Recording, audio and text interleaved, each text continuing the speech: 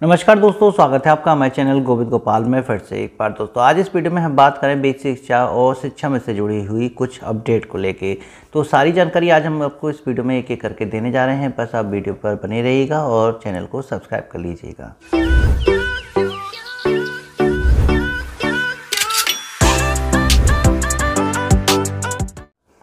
दोस्तों शिक्षा मित्र की खबर में हम आपको सबसे पहले बताएं कि शिक्षा मित्र को लेके एक विवादित पोस्ट चल रही है सोशल मीडिया पर। देवीदत्त मिश्रा जी ने ये पोस्ट डाली है। उनका कहना है कि अखबार में छपी हुई खबर भी अफवाह हो सकती है। उन्होंने कहा है कि शिक्षा मित्रों को अगली किसी भी भर्ती में भारांक नहीं दिया जाएगा। ये बात जो है अफवाह है और शिक्षा मित्रों को सच्चाई से सामना करना चाहिए। आपको पता ही होगा कि शिक्षा मित्रों को 2 भर्तियों में मौका मिलने के बाद वो शिक्षा मित्र जो तीसरी भर्ती की तैयारी कर रहे हैं इस उम्मीद के साथ कि उन्हें 25 अंक का भारांक मिलेगा और वो आसानी से चयनित हो जाएंगे, उनके लिए ये तगड़ा झटका हो सकता है। देवीदत्त मिश्रा जी का कहना है कि अगली भर्ती में शिक्षा मित्रों को कोई भारांक नहीं मिलेगा। भले ही सदन में खड़े होकर बेसिक शिक्षा मंत्री जी ने कहा हो कि हम उन्हें अगली भर्ती में जो है भारांक देंगे, लेकिन ये केवल अफवाह बताई जा रही है देवीदत्त मिश्रा जी के द्वारा। चलिए जो भी हो, अफवाह हो चाहे सच्चाई हो, कुछ भी नहीं कह सकते हैं, लेकिन फ़िलहाल अगर ये हम मन में सोच लें कि शिक्षा मित्रों को भारांक नहीं दिया जाएगा या अगली भर्ती में भारांक नहीं मिलेगा तो उनकी परीक्षा की तैयारी पर क्या असर पड़ेगा, ये हमें सोचना चाहिए। सकारात्मक असर पड़ेगा, नकारात्मक असर पड़ेगा।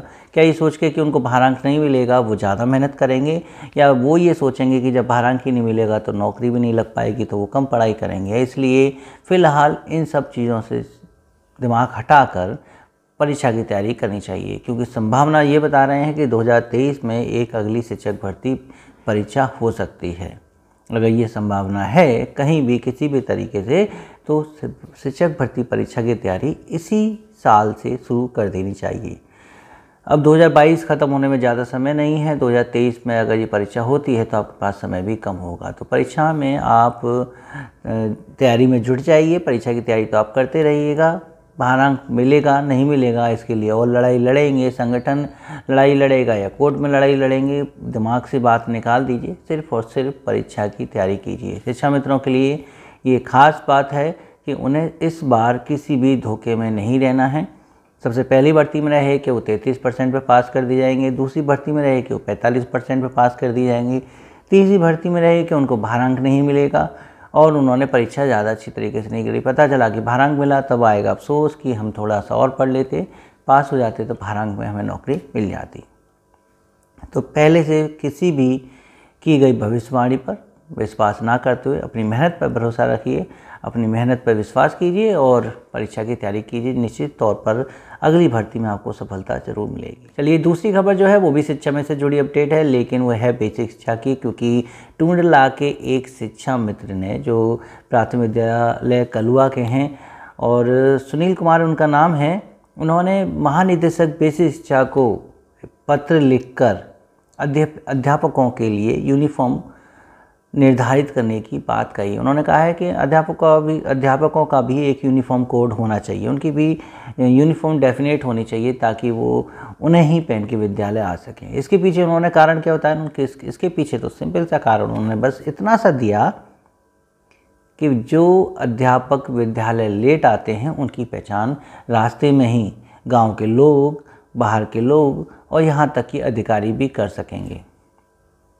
तो उनकी शिकायत है कि शिक्षक जो है विद्यालय समय से नहीं आते हैं, इसलिए अगर उनके लिए एक यूनिफॉर्म कोड पहले से तैयार कर दिया जाएगा कि इस वर्दी को पहन के ही आप विद्यालय जा सकते हैं, तो रास्ते में विद्यालय समय के बाद अगर कोई अध्यापक गाड़ी चला रहा है तो उसे आम जनमानस भी देखेगा, गांव के लोग देखेंगे, माँ साहब निकल रहे हैं यूनिफॉर्म में और अभी तक विद्यालय नहीं खुला है जबकि समय निकल चुका है। यहाँ तक कि कोई अधिकारी की गाड़ी आगे चल रही हो और पीछे मोटरसाइकिल चलाने वाला ही अध्यापक हो, ऐसे तो पता नहीं चलता है, लेकिन अगर वो यूनिफॉर्म में होगा तो रास्ते में चले हुए अधिकारी, वो अधिकारी से छपा के नहीं, कहीं भी कैसे भी, यानी कि तहसील से एडीएम एसडीएम साहब हों, बीएसए महोदय हों, एबीएसए महोदय हों, किसी और विभाग विकास खंड के भी ऐसे हों, वो दूर से ही देख के पहचान लेंगे कि ये अध्यापक हैं और ये जो है विद्यालय समय के अंतराल पर बाहर घूम रहे हैं। इन सब चीज़ों को ध्यान में रखते उन्होंने शिक्षा मित्र ने ये अपील की महानिदेशक महोदय से कि शिक्षकों का भी एक यूनिफॉर्म कोड होना चाहिए। क्या कहना है इस मामले में, आप हमें कमेंट करके ज़रूर बताइएगा कि क्या वास्तव में ऐसा होना चाहिए। इस मामले में कमेंट करने से पहले हम आज की ही एक अपडेट और आपको बताना चाहेंगे कि वैसे कारण कुछ और भी हो सकते हैं, कुछ नहीं कह सकते हैं। जैसे शिक्षा मित्र असमय मृत्यु में जाते हैं तो बताते हैं कि उनका अवसाद का कारण उनका समायोजन निरस्त होना है।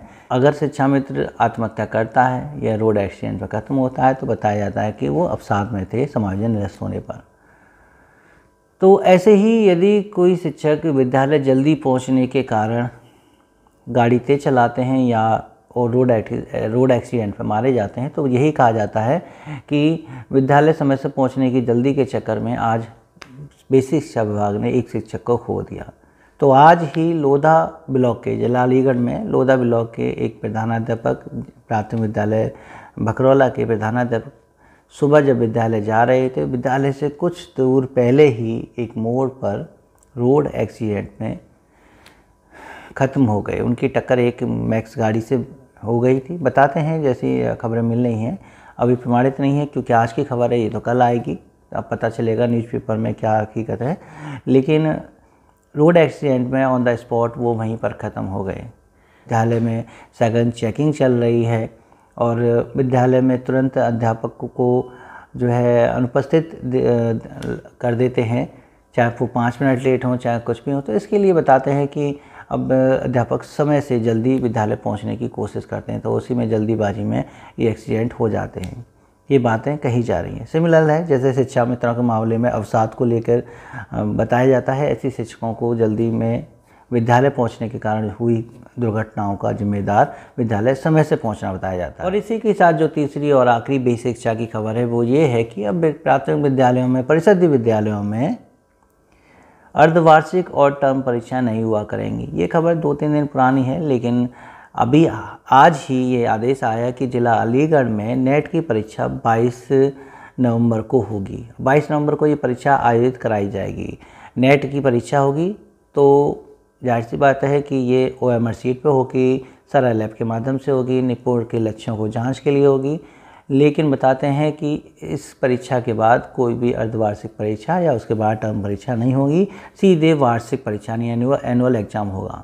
महानिदेशक महोदय ने अर्धवार्षिक परीक्षाओं, टर्म परीक्षाओं को हटाने का कारण जो बताया वो बताया कि कोविड की वजह से बच्चे अपने लक्षित जो उनके लक्ष्य हैं, उनका टारगेट जो है उससे पिछड़ गए हैं, उतना नहीं वो अभी रिकवर हो पाए हैं।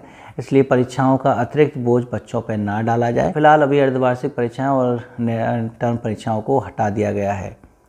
तो नेट की परीक्षाएं OMR सीट पर होगी और इसकी स्कैनिंग सरल लैब के माध्यम से होगी ताकि इसका रिजल्ट जल्द से जल्द जारी हो सके। तो ये थी बेसिक शिक्षा और शिक्षा में से जुड़ी अपडेट। हम ऐसे ही अपडेट आपके लिए लेके आते हैं और अगर आपको ऐसी अपडेट चाहिए तो हमारे चैनल को सब्सक्राइब कर लीजिएगा, बेल आइकन को दबा लीजिएगा साथ, ताकि हम वीडियो अपलोड करें तो आप तक वो समय से पहुंच सके। और वीडियो अच्छी लगी तो प्लीज़ इसे लाइक एंड शेयर करना तो भूलिएगा नहीं। तो मिलते हैं आपसे अगली वीडियो में ऐसे ही कुछ नई अपडेट के साथ। तब तक के लिए नमस्कार, जय हिंद।